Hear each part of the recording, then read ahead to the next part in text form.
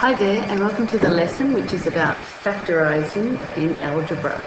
So you've probably learned how to expand already. So you've learned to expand where you've realised you need to multiply this by whatever's there and this by whatever's there, and you get an expression like this. Factorising is the reverse step. Factorising is as if they gave you the expression that was already expanded as the question, and you're required to put the brackets back in. So how on earth do you do that? How do you do the reverse step of expanding? So remember, expanding is to remove the brackets through multiplying, and then factorising is the opposite of that. So factorising is the opposite of expanding.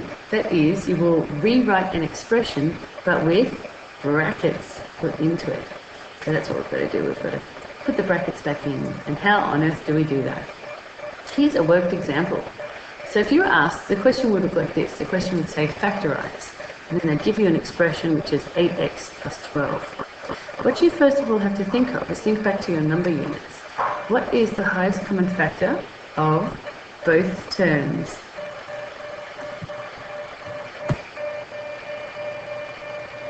So first of all, we need to think of what is the highest common factor of both terms. So see, there's a term here, there's an 8x, and there's a plus 12 here.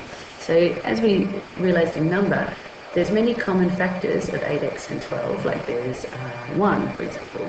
There's also 2. But we need to think of what's the highest common factor. So what's the biggest thing that goes into both of them? And it could be a letter, it could be x, it could be a number, it could be a combination of a number and a letter, or a number and several letters.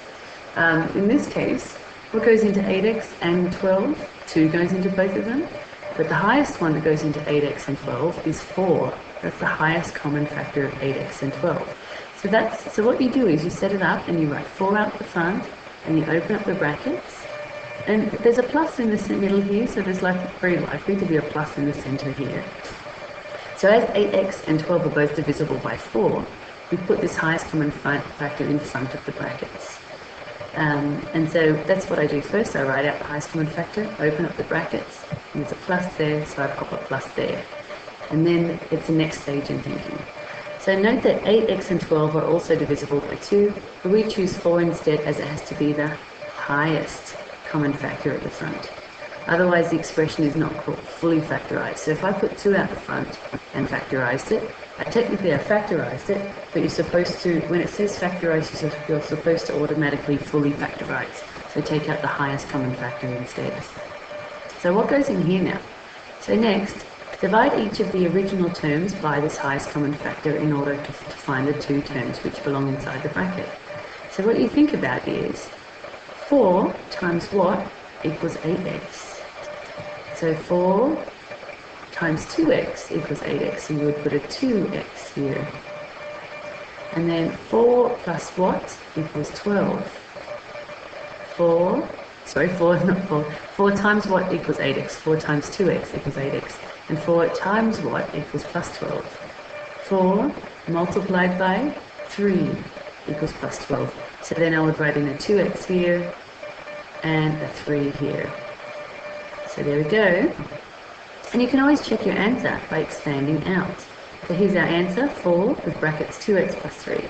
Check your answer by expanding. So you could check by expanding. So if you expanded that, you would get 8x.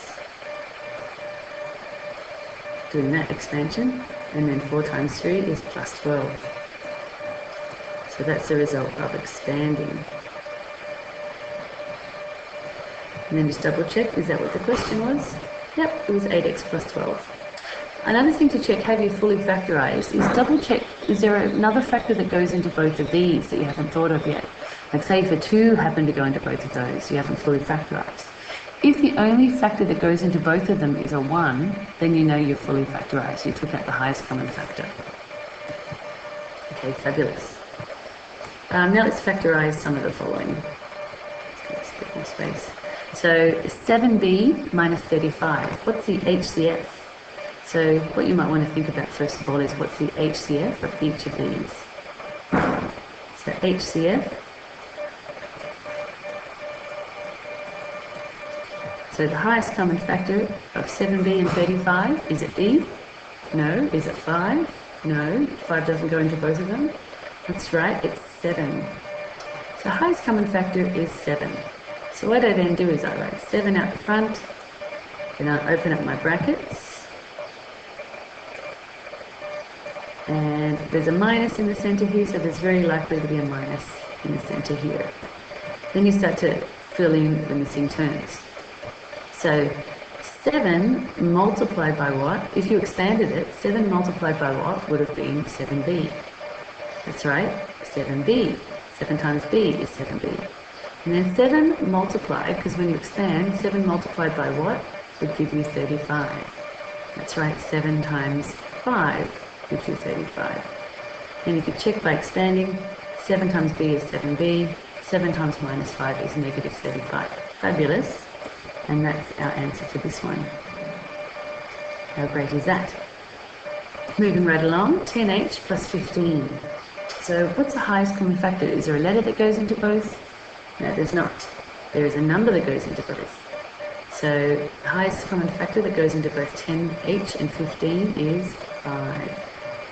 So then you write out 5, open up your brackets. So you've got the highest common factor at the front, there's a plus in the middle, so very likely to be a plus in the middle here.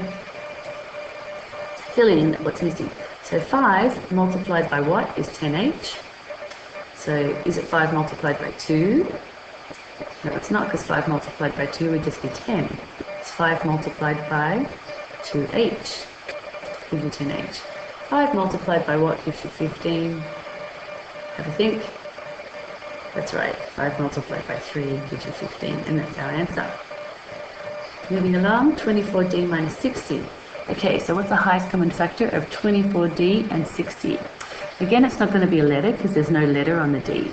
So let's say 2 goes into 60, and maybe something higher than 2 goes into 60 and 24. 4 goes into 60 and 24. Because 4 times 15 is 60. But is there something higher? Does 6 go into both of them? Yes, 6 goes into 24 and 60. Is there something higher? Let's see, does 8 go into 24 and 60? No, because 8 goes into 24D, but 8 does not go into 60. What about moving it? 10. 10 goes into 60, but not 24. What about something like 12? Okay, 12 goes into 24 twice. How many times does 12 go into 60? That's right, it goes in 5 times. So 12 could be something high. Does 18 go into both of them? No. Sometimes it could be one of the numbers itself. Does 24 go into both of them? No, it doesn't, because 24 times 2 is 48, and 24 times 3 is not 60. So the highest common factor will be 12. So notice you kind of have to go through a number of highest common factors sometimes in order to find the highest one. So a number of common factors, I mean, in order to find the highest one. So open up your brackets, you've got a minus there. And 12 multiplied by what is 24D? Okay, 12 times 2, don't forget the D. 2D. 12 times what is 60? That's right, it's 12 times 5. Then again, check these two by expanding again. 5 times 2h is 10h. 5 times 3 is 15. And we know we're fully factorized because what's in the brackets here can't be the only common factor for both of these is 1. Then you know you're fully factorized. 12 times 2d is 24d. 12 times negative 5 is negative 60. And we know we fully factorized because the purple expression in here, the highest common factor of these two terms is 1. So there's nothing, if I had 4d minus 10, I would know I hadn't fully factorized because 2 comes out of 4d and 10. Okay, what's the highest common factor of w squared plus w? So 1 goes into both of them, but we don't bother to take out a 1. Instead, there's w. If there is no, if the only common factor is 1, then you just say the expression can't be factorized.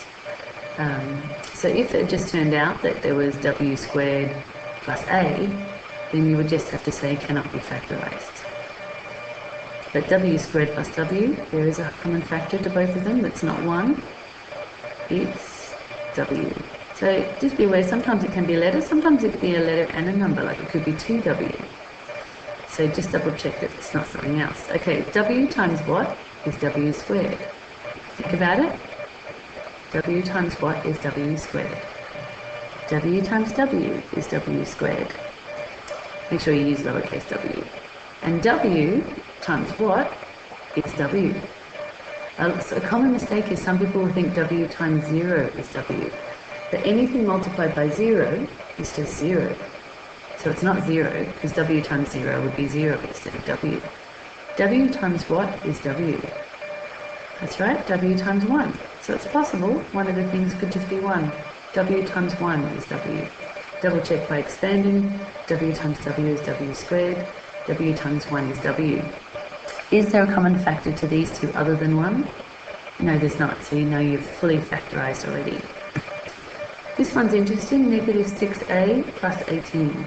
You could argue two things. You could argue that the highest common factor, well, 3 goes into it, but there's also a 6 that goes into it.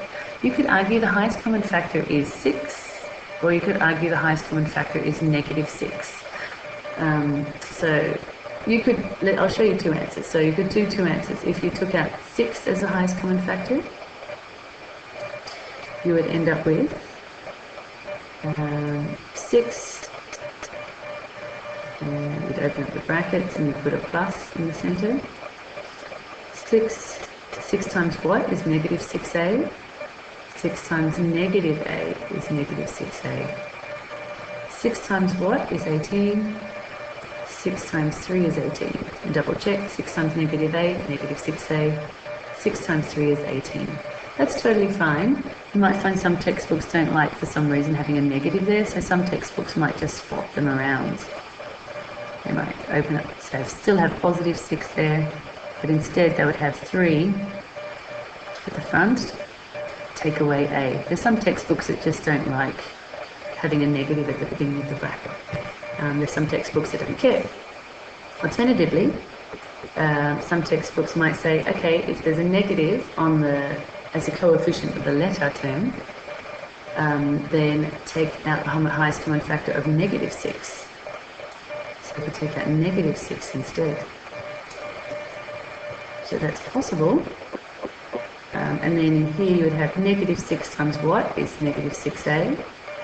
Negative 6 times times positive a. So negative 6 times positive a is negative 6a. And then you have to think, negative 6 times what is plus 18. Remember, a negative times a negative equals a positive. So you would have to have minus 3 here. Don't forget to close your bracket. Double check, negative 6 times a is negative 6a. Negative 6 times negative 3 is plus 18. So, weirdly enough, all of these answers for now are fine. So that would be fine. This one would be fine. So I said, that's totally fine by me. Some textbooks don't like you to have a negative. If it's possible to have a positive at the front of the bracket, then they like you to swap it over. Some textbooks also like you to take out a negative highest common factor if the coefficient of the letter term is negative.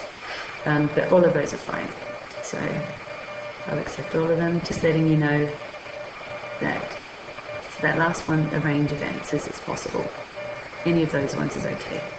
Okay, thank you very much, and that's the end of the lesson.